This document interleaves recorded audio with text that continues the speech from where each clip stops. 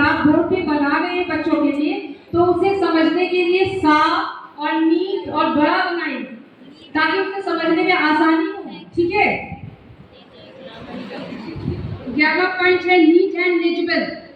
इसका मतलब है ब्लैक बोर्ड पे साफ लिखना ताकि उसे आसानी से पढ़ सके। ठीक है। टीचर को जब भी ब्लैक बोर्ड यूज करना चाहिए तो साफ लिखना चाहिए, कुछ भी छोटे छोटे अक्षर नहीं हो, ना ही बहुत बड़े अक्षर हो। बहुत छोटे अक्षर लिखेंगे तो भी बच्चों को दुश्वारी हो सकती है पढ़ने में, तो बहुत छोटे नहीं लिखना और ना ही बहुत बड़े लिखना है। ठीक है। नीट एंड लीजिबल, इसका मतलब है ब्लैक बोर्ड पर साफ लिखना ताकि बच्चों को आसानी से पढ़ सके, और धीरे लिखना चाहिए। कोई भी चीज को आप लिख रहे हैं तो बच्चों को धीरे धीरे लिखें, और उनसे ये जरूर पूछें कि आपका ब्लैक बोर्ड आप साफ कर रहे हैं तो ब्लैक बोर्ड साफ करने से पहले आपने उसे कॉपी किया है या नहीं। स्पीड ऑफ राइटिंग, इसका मतलब है लिखते समय स्पीड का ध्यान रखें, जल्दबाजी ना करें। स्पीड का ध्यान रखें और जल्दबाजी ना करें ताकि बच्चे अच्छी तरह उसे समझें, आपसे कुछ सवाल कर सके। अगर कुछ बच्चों को आप बोर्ड पे लिख रहे हो और समझ में नहीं आ रहा है तो बच्चे आपसे कुछ पूछ सके कि ये क्या लिखा हुआ है। अगर आप जल्दबाजी करेंगे, आप लिखेंगे और बच्चे उसे मिटा देंगे, इरेज कर देंगे, तो बच्चे ना लिख पाएंगे और ना ही उसे समझ पाएंगे। ठीक है। तो जब भी आप बोर्ड का इस्तेमाल करें तो बहुत स्लोली लिखें और उसे समझाएं।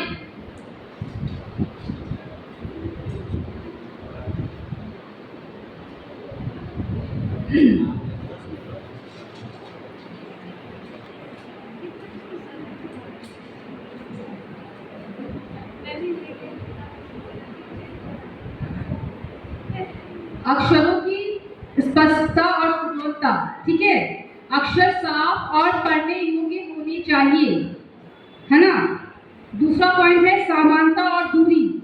शब्दों और अक्षरों के बीच समान दूरी होनी जरूरी होती है। एक दूसरे से सटाकर बिल्कुल भी नहीं लिखना है। जब भी लिखेंगे तो कुछ ना कुछ दूरी रखेंगे।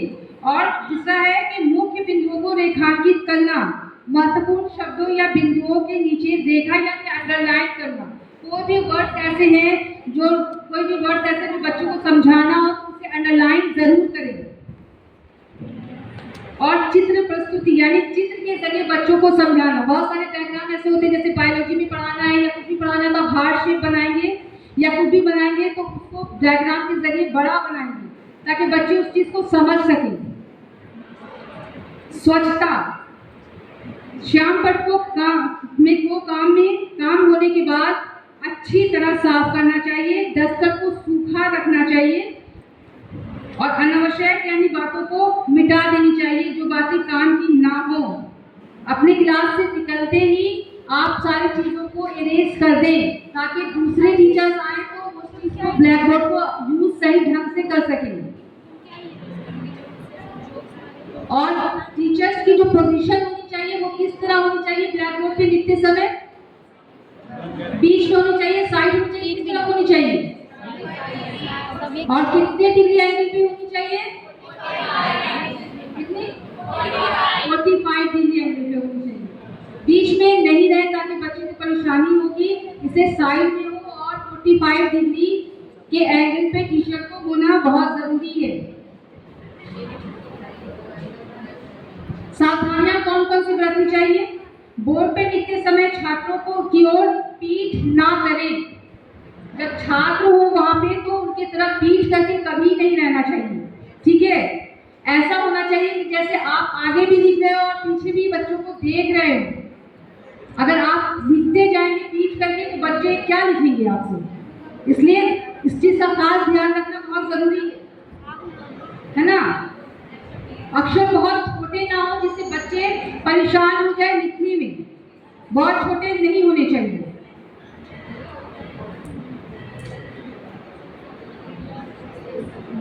और बच्चों को जो भी नोट्स आप लिखा रहे हैं या जो भी कुछ लिखा रहे हैं तो बच्चों को उतारने का पूरा समय पूरा टाइम देना चाहिए, है ना। बच्चों को कभी भी ये नहीं कि हाँ मैंने लिख दिया और आप क्यों नहीं लिखे, इतना देर क्यों हो रहा है, ये नहीं होना चाहिए। बच्चों को पूरा पूरा टाइम दें ताकि वो उस चीज को नोट कर सकें।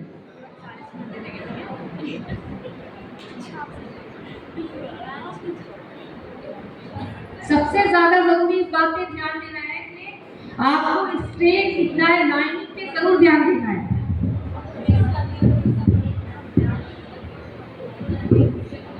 ना। लाइन पे आप जरूर ध्यान दें कि बच्चों को स्ट्रेट लाइन में लिखना है, सीधा लिखना है ना। कुछ पूछना है आपको? स्ट्रेट लाइन लिखने के लिए क्या करना होगा बताइए?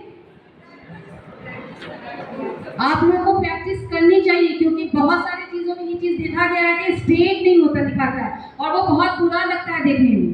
बोर्ड पे आप जब भी लिखेंगे तो सीधा सही लाइन लिखेंगे, नहीं तो बहुत बुरा लगेगा एक टीचर के लिए। गानिश कहाँ पे है? Yes, ma'am. हाँ, गानिश से ही उस दिन लिखवा थे ना, नहीं तुमसे नहीं लिखवा रही थी। सफर आपसे मैं लिखवा रही थी उस दिन उर्दू वाला वर्ड, तो वो आपका पीछा जा रहा था, है ना। तो ये बहुत सारे लोगों से ये प्रॉब्लम्स आती है। इस चीज को ठीक जरूर करना चाहिए है एक टीचर, क्योंकि अब आप लोग स्कूल में जाएंगे पढ़ाने के लिए, तो ये चीजों पर ज्यादा ध्यान देना है। अभी भी आप लोग को अगर मौका मिलता है क्लासरूम में, तो आप लोग लिखने की कोशिश प्रैक्टिस जरूर करें क्लास में, है ना। बैठ जाइए, लिखने की कोशिश करें ताकि वो स्ट्रेट लाइन, सीधी लाइन लिखाए। ये हमेशा काम आने वाली चीज है, क्योंकि आप लोग बीएड कर रहे हैं तो टीचर नहीं बनेंगे, तो जब टीचर बनना है तो इस चीजों पे बहुत ज्यादा ही ध्यान देना है। और नीट एंड क्लीन, कुछ भी ऐसे वर्ड जो होते हैं वो गलत नहीं होनी चाहिए। कोई भी वर्ड आप लिख रहे हैं उस चीज पे आप पहले तहकीकात कर लें कि मैं जो लिख रही हूँ वो सही है या नहीं है।